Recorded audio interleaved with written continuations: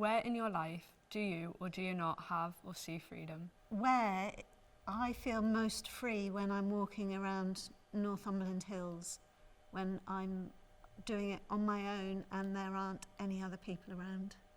Does judgment from society restrict your freedom to present yourself how you wish? If so, or if not, why?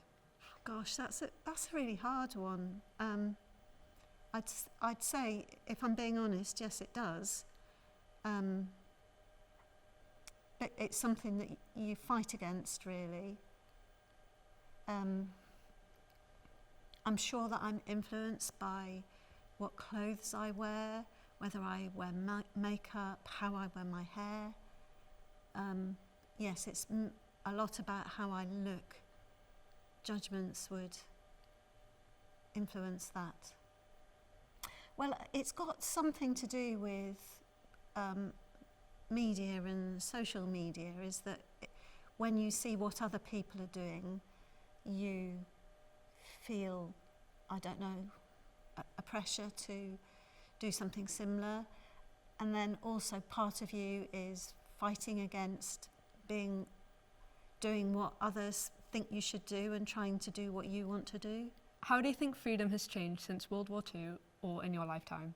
I would particularly say that as a woman, I'm a lot freer to do things than when my mother was, well, not my age, but when I was born, and my mother was 18 when I was born. So I think things have become much better to be a woman in society. What other things have changed?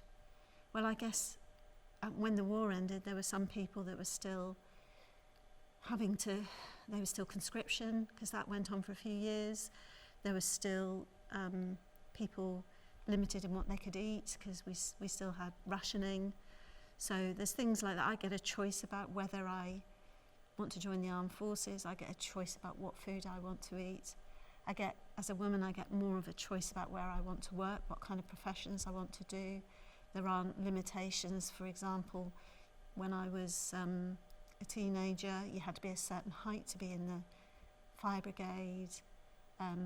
That doesn't apply now. There were some roles that it wasn't considered acceptable for women to take. So I would say in my lifetime there's been quite a lot of changes, quite a lot of an increase in freedom for people like me. How do things such as race, gender, disability, sexuality and wealth affect your or other people's freedom? I guess they all affect in different types of ways. I've spoken a little bit about gender. Wealth is a big determinant of what people are and aren't able to do. The more money you have, I perceive, the more freedom you have, although some people who've got a lot of money may say that's limiting in its own way. And again, there's been quite a lot of change in how people of different races and cultures are perceived in the UK, and also there's been much more acceptance of different types of sexuality and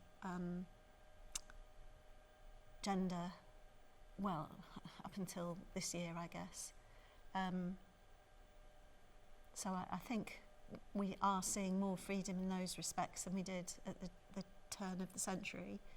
I mean, homosexuality was illegal until the late 60s, so thank God that's not still the case. So, well, this year we have had the Scottish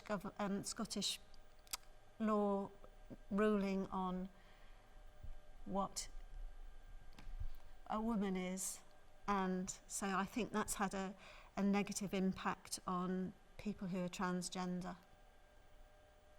Thank you. Is that, yeah, I think they currently have less freedom than they had about 2 or 3 months ago before the ruling was brought in. Can you tell me about a place or places that you do or don't have freedom? So I definitely have freedom when I'm walking, as I said at the beginning.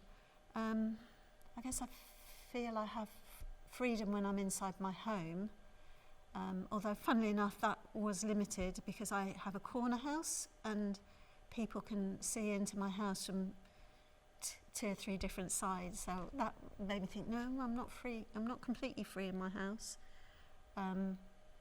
Yeah, I think no, it really, in my house and when I'm walking.